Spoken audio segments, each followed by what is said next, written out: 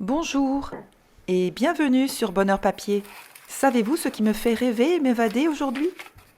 Imaginons une mer bleue, ses vaguelettes et au loin l'horizon. Imaginons que tout à coup, une plante ou une algue géante surgisse des flots et déploie ses immenses feuilles au-dessus des vagues. Imaginons ce spectacle incroyable, mais de toute beauté, pas du tout effrayant ou angoissant. Savez-vous qu'avec un carnet et un peu de matériel, cette image peut prendre vie facilement sous nos doigts? J'ai ouvert mon carnet style junk journal sur une page en papier cartonné de dimension 10,5 par 15 cm. J'ai aussi pris quelques feutres à l'eau, trouvés en grande surface pour un prix dérisoire. Ce sont des feutres aquarellables dans les tons de bleu. Dans un premier temps, je fais quelques marques rapides avec les feutres. J'ai choisi de faire une composition classique, un tiers de tiers, avec une ligne d'horizon qui correspond au tiers inférieur de la page. Donc dans la partie inférieure, je fais sans réfléchir des marques bleues avec mes différents feutres. Je viens ensuite diluer le feutre avec un peu d'eau et un pinceau à la vie Léonard Aquarellis. Il est temps de donner vie à notre plante surgie des flots. Je vais la dessiner avec un feutre noir fin. C'est un feutre de la marque Faber-Castell Pit Artist 05, c'est-à-dire la taille F. Je dessine des feuilles qui vont monter tout en haut de la page. Toutes ces feuilles partent du même point, au milieu de la ligne d'horizon. Je n'ai pas fait de croquis préparatoire au crayon, ni de brouillon. C'est ma main qui décide à mesure le nombre de feuilles, leur emplacement et leur forme. Au final, il y aura 6 feuilles, dont une grande feuille pliée, la deuxième en partant de la gauche, et il y aura aussi une feuille cachée derrière les autres. Ce sera la troisième en partant de la gauche également. Je prends soin de dessiner sur chaque feuille une nervure centrale qui part de la base et qui rejoint son extrémité en forme de pointe. Pour donner du volume, je vais alors dessiner des petits traits sur la moitié de chaque feuille. J'ai pris pour cela un feutre plus fin, une taille 0,3 de chez Faber-Castell. Cette étape demande un peu de patience. Pour que l'effet soit réussi, il faut que les hachures soient bien parallèles les unes avec les autres et qu'elles soient assez serrées. On doit prendre son temps et bien remplir toutes les zones.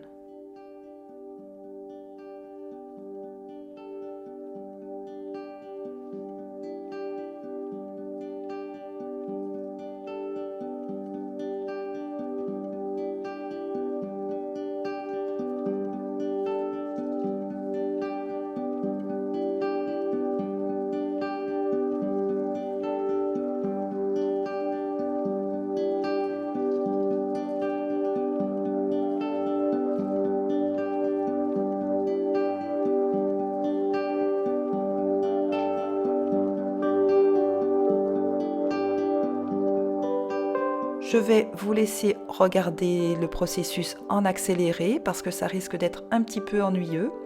Mais sachez que j'ai pris mon temps, que je suis allée lentement, mais pour aller plus vite, je vous laisse en musique et en accéléré.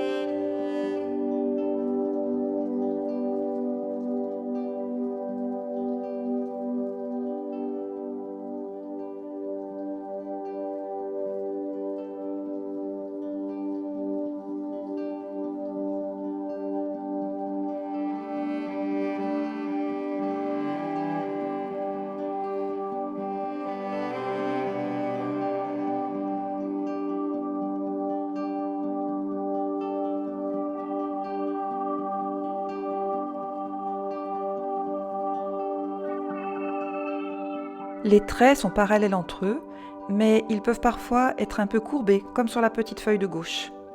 On voit bien ici, en vitesse réelle, que mes traits ne sont pas rectilignes.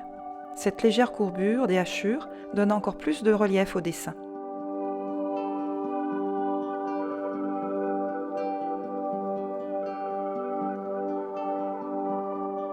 J'ai repris un feutre et je fais quelques marques en bleu foncé. Je trouvais que la couleur de mon océan était devenue trop uniforme en séchant. Comme au début, je dilue ces marques au pinceau et à l'eau.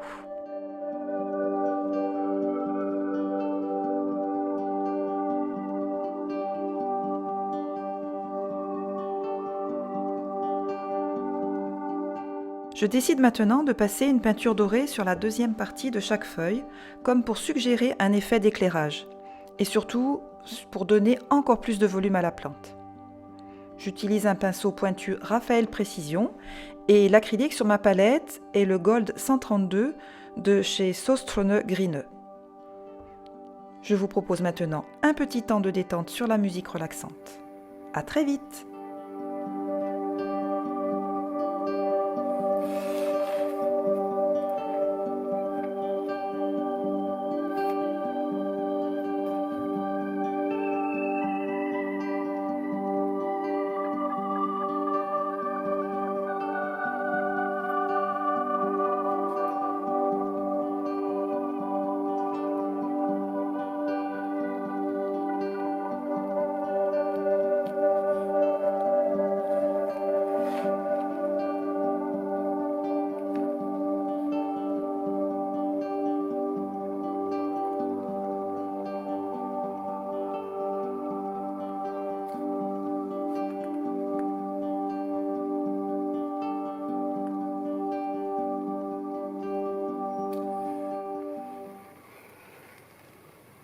Le moment est venu d'animer l'océan en dessinant des vagues écumeuses. Tout d'abord, je dessine la silhouette des vagues avec un Posca bleu foncé PC1M. C'est une étape simple et rapide. Je trace quelques traits horizontaux avec des pointes. En fait, il n'y a que 5 ou 6 lignes au départ. Ensuite, je viens faire des hachures qui touchent le haut des vagues. C'est un peu la même technique que pour les feuilles, donc des petites hachures parallèles. Dans les zones qui sont trop vides, je viendrai ajouter des vagues supplémentaires que je hachure aussi. Je vous mets un peu d'accéléré et on se retrouve.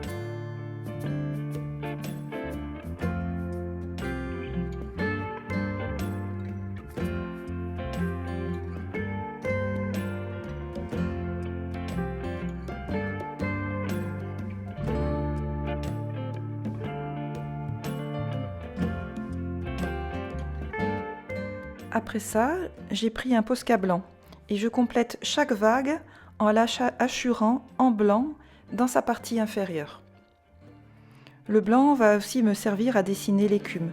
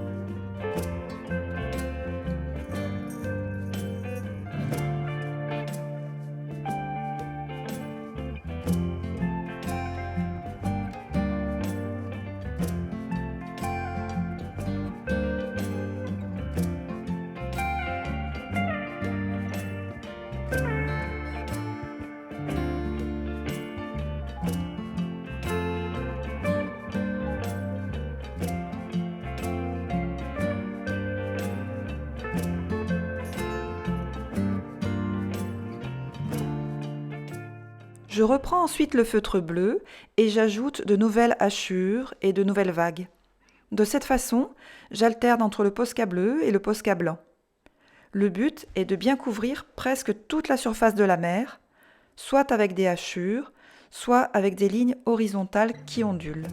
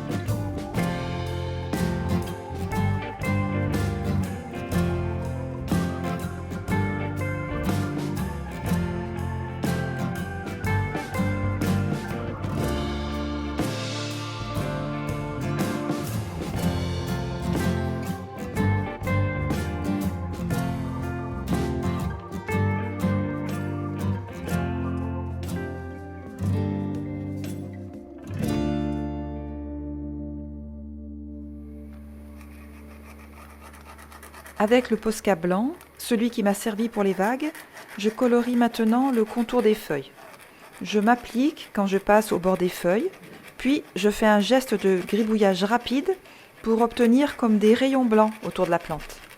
Je cherche à suggérer un mouvement ascendant et un éclat surnaturel dans le ciel autour de ce végétal qui surgit de l'eau. On se retrouve après un petit temps en accéléré.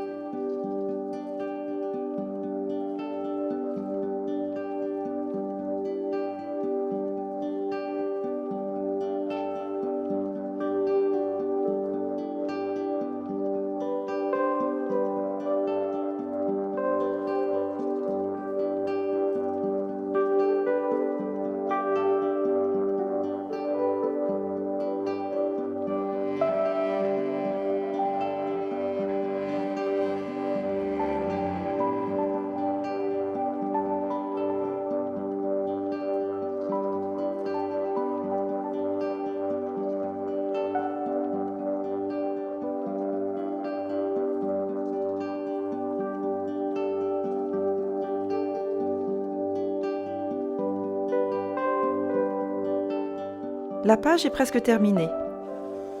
J'ai repris un feutre fin noir pour faire quelques oiseaux dans le ciel, puis le Posca bleu pour dessiner des gouttes d'eau qui finissent de tomber aux extrémités des feuilles. Voici une photo de la page achevée. Je vous remercie pour ce moment passé ensemble et j'espère que ça vous a bien plu. Je vous souhaite de bien vous amuser à votre tour dans vos carnets artistiques. Au revoir!